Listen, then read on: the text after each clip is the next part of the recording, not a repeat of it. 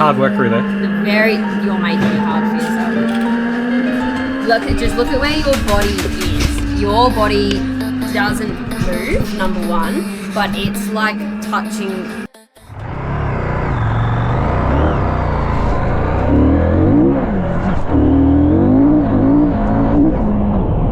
Your body's touching the tank, like the crotch area is touching the tank the whole entire time. Oh, so when it come back? You're making it like you're making yourself so tight on the bike that you can tell, especially this was towards the end of the session, and you can tell just how tired you were getting, and then your hips were starting to twist more and more with every single lap. But it's just because you're not actually pushing your bum back and opening yourself up on the bike. So push back with my feet? Push back with your feet, push back with your bum. Okay. Yep. Especially in the braking areas and everything like that. Like, see that little movement that you had there on the bike? That was because you actually have no weight on the rear. Yeah. Cracking line through here. Really? I feel like I've done a different line every time. Well, that lap was good anyway.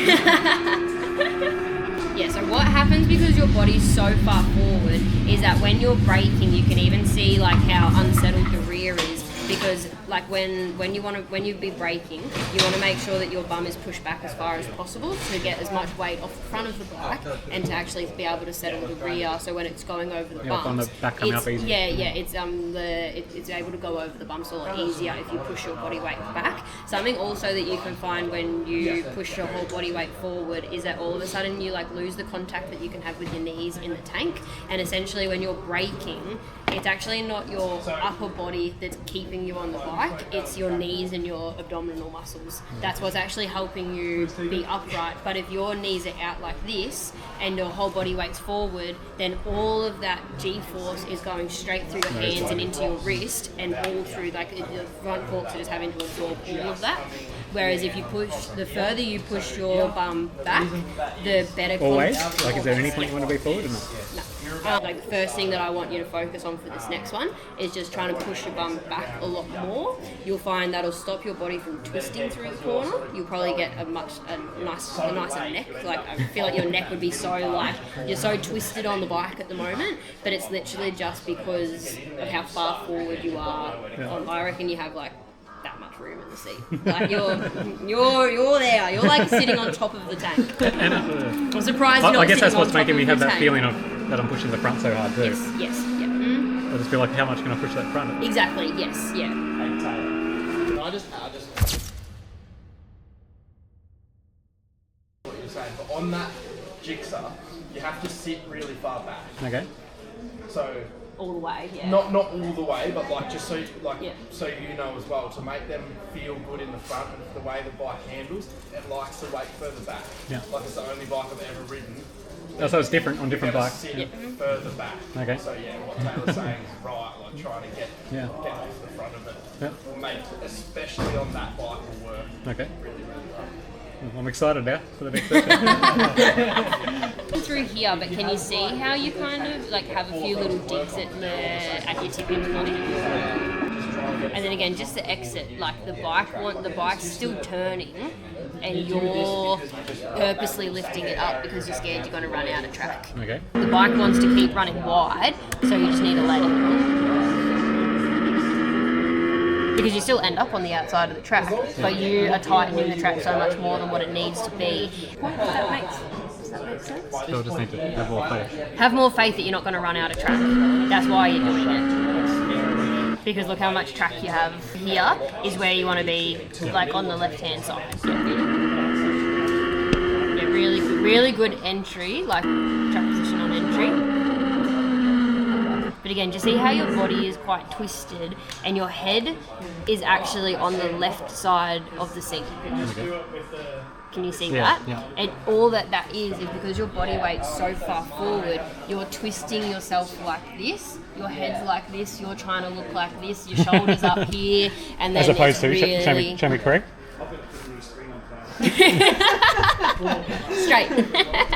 Straight and off. Whereas at the moment, because you're twisted like that, you can't get your head off to the side of the bike. Yeah. Whereas if you open everything up, you'll find your head will just naturally be able to go down as well. I want to get another monkey going as well. Ones on it, but like I'm there currently. I need to be how far? Yep. So can you feel? So can you? Yep. You can feel the seat there, and you can still brake and reach. What am I touching? It's like Seat. Yep. Yep, so your seat's a little bit wonky because you don't have like a distinct pad where the seat finishes. It kind of like tapers off like this, so it's a little bit harder to tell. But that's the back of the seat there that you're touching. And see how instantly, and say, act as if you're braking. Yeah. So is that normally where your feet are and everything? So you're braking for the corner, so obviously your toes will be up. Up. Up? No, up. And do you mean up? Backwards. Up. Sorry, yeah, backwards. So as soon as you lift up, but see how your knees are now actually touching these pads. Yeah. Whereas now do the same thing, but push all your body weight forward. There I was. See where your knees are now. Okay. It's actually not on the grips. Yes, it's not on the grip. So basically, you're wasting your money having these. We may as well rip them off because at the moment they're not doing anything. But see how instantly that makes a massive difference. Just in Feels like a passenger. Yes, yeah. And even like something else that you can do as well is put your right where you are sitting now and put your hands on your handlebars. Now grip into the tank with your knees and take the pressure off your hands. See how instantly that already takes off a lot of pressure. Now put your bum all the way forward, like we did before. Yeah. See how instantly everything is then over your hands. Yeah. Why didn't you tell me that the first time I went on track, like a year ago? Well, I'm only doing coaching now. And then I don't want to twist. I just want to go. Yeah, but see how instantly that's perfect. Whereas again, let's put your bum all the way forward again. Yeah, and see instantly that is instantly your body positioning out on track right now.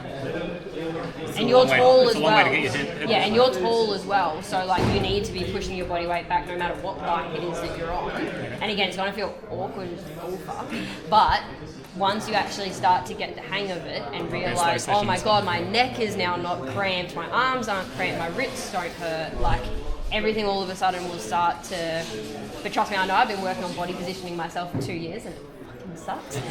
Because as soon as you get tired, you just go back to what is comfortable and what's natural for you. But just always trying to remember, like if you're going down the straight and you can't feel the seat on your bum, I'll come and kick you off the bike.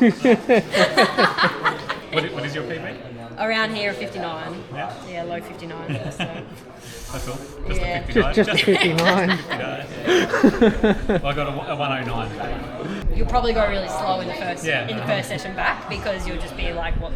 We've still got another 3 sessions. What is this chick telling me to do? So another 3 sessions, so we'll just work on this one. Not aiming for speed. I'm gonna say you're gonna have to work on it in every single session because it's not something you're just gonna be like, oh, this is great, and then instantly your body does that. Yeah.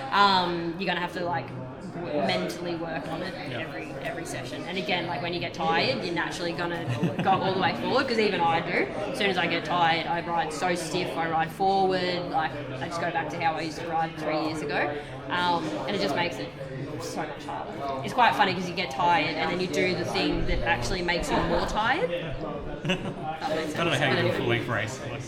Yeah, that's crazy. A lot of training. Do you still get cramps or whatever? Nah, I'm pretty good now. To be honest, we actually changed a lot of our training this year because I used to train like for really long. Like I used to do like massive 45-minute stints, like no breaks, nothing like that. But then in the gym. Yeah. And then I realised that what that was actually teaching me to do was actually only get my heart rate to a certain point and then stay there. All right, thank you. So yeah, next session. Right, bum back. It feels better already, instantly. Yeah. Just sitting here like this feels better. So we're going? Jeez, it even looks better. Oh, thanks for the YouTube video. He saw us on YouTube. Yeah. You recognise the faces or the bikes? No, I recognise the faces. Yeah. So You're on an older bike in the YouTube video, I think. Also, you watched the yellow VTR? Yeah, that's it. Yeah, here at Broadford? Yeah. Yeah, because I've done Phillip Island as well. Yeah, when I wanted to do a day, I looked up and I found out, and I'm like, oh, yeah, this is good. An idea of what's happening for the day. Yeah. Well, like I said, we're putting this together anyway. We've got the 360 camera going and both GoPros. And Yeah, nice. yeah, so if you want to have a look, it'll take me weeks though.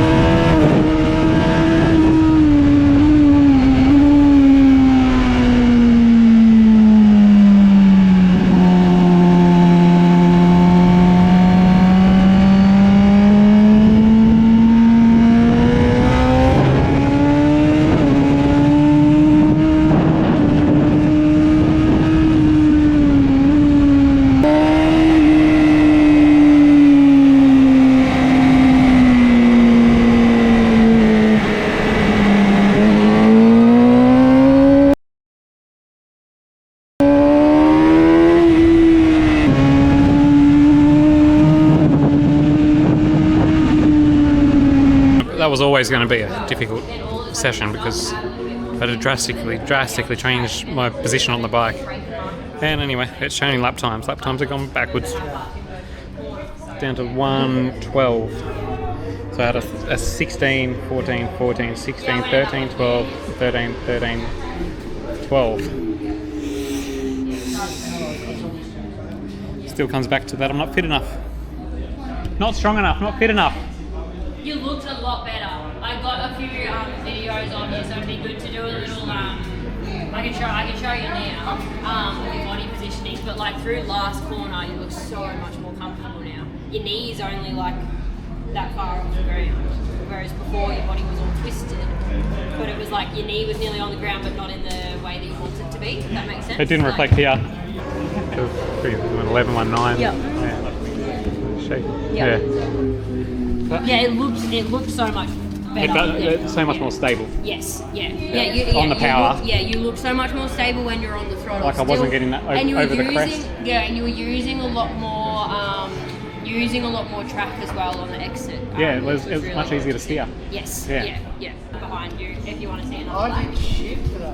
Like that section. Fuck, I felt. You looked a lot better. Did I? You ran off the track again. Yeah, again. I haven't seen it.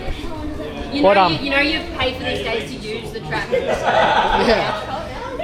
But like that last lap, I started coasting, and that was my fastest lap. It's, like you said, like Yeah. your slowest lap. It's always the slowest you feel. That's But even for you at a professional level, Pardon? even for you at a professional level, When I feel like I'm going the slowest. like a qualifying session, you come in and go, that wasn't that lap. Yeah, honestly, like.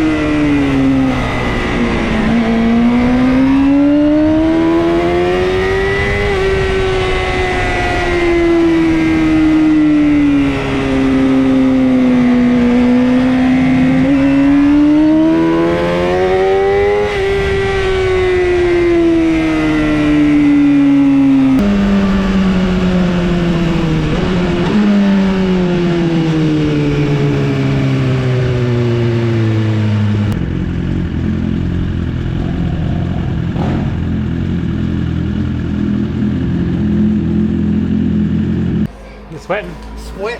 I'm dripping. It's hot out there now. It's wrong, isn't it? That one felt good. You did well that one? 111. 111. That's good. So I've started to improve from changing body position. I've gone backwards 4 seconds. Then you've come back up. Now I'm starting to come back Yeah. back in. But I'm just running out of physical Yeah, strength. Yeah. I twice did the fucking thumb thing again. And when it happens, you wonder what's happening. You don't really, for the first second, you think, what the fuck? What do we mean?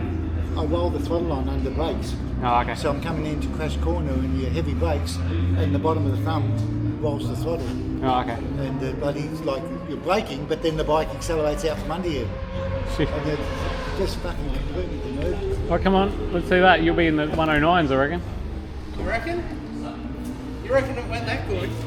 Well, if my best is a 111, so what do we do? We've done 15, 14, 13, 12, 13, 13, 11, 12, 12. How many did you do? How many laps? 11. 11 laps. Yeah. Oh, that's good. Yeah. So you can see. No, that was slow again. What? A minute 13. I looked over as I come onto the main straight and you weren't there, and the next minute you were there. You're right over there? I was almost a second quicker than the last session. Yeah, so we're on the mend again from... I was putting shit together way better that time. Yeah. It was so smooth. A couple of times I thought that's a good sequence of corners. Yeah. A couple of times I thought, this is not going to be a good lap, and I thought, hang on, I got that one nice, let's go. What'd you get? 111, Yeah? 74. I'm 113. Oh, 3. So that's the progress. So the first session I recorded, which was the second session, I did a 110. Then I went crazy on the second session, got a 108, but then changed my body position, went to a 112.3, and then now I'm back down to 111.8. So I've taken another 400ths off now, but it's my physical strength is at the end now. My hands are going numb. I'm struggling. I was going to come in early if you did. I was going to come in early until I looked over and saw you catching me. It's not going to happen. I nearly crashed into that guy that went past us. Yeah. Like he comes, like as I was cutting back for the second apex of this bottom corner, he was there. He had some funny lines, but he was fast. Yeah. How does that work? I don't know. And what is he on? I don't know. Something little. It's like a 300. I think. The tyres look tiny.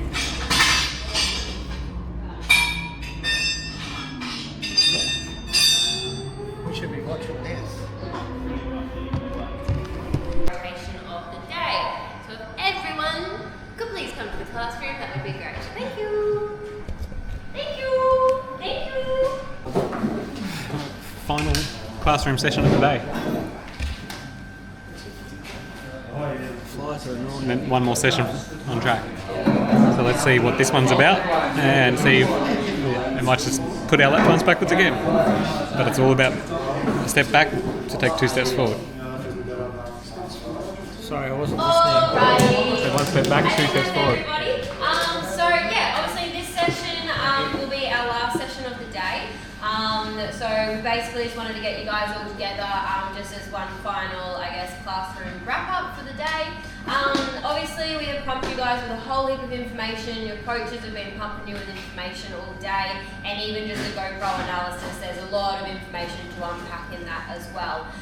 So something that we always suggest for everybody to do at the end of the day is to grab a track map and just write down not exactly everything that they've learned, but everything that you are now doing on the bike. So for me, even though I've been to a track 14 different times, I will always end the day doing a track map. I'll be writing my gear shifts down, I'll be writing certain lines, braking markers, reference points. I'll always finish the day with a track map that just has everything about it that I did. Awesome. But yeah, everyone, don't do anything crazy in this last session. Just work on what you've worked on all day. Turn your lap timer off, don't worry about that. Just try and, when you change so many things, it starts to not become natural. So it's good to just go out there and try and sort of get that muscle memory of your new ways, and try and cement that, so next time you come back, you're a lot more comfortable. So. Cool. Easy. Well, thank you for being a great group today. But yeah, like I said, grab a track map, do your track map at the end of the session, and other than that, we'll get the novice group underway. Time to get ready for final session. As if it even picked up the audio there. A bit loud. Anyway, last one. Let's do it. Let's put all the training that we've been told, put it together. Let's try and piece it together. So next time we come here, we're ready to roll with muscle memory and whatever we need.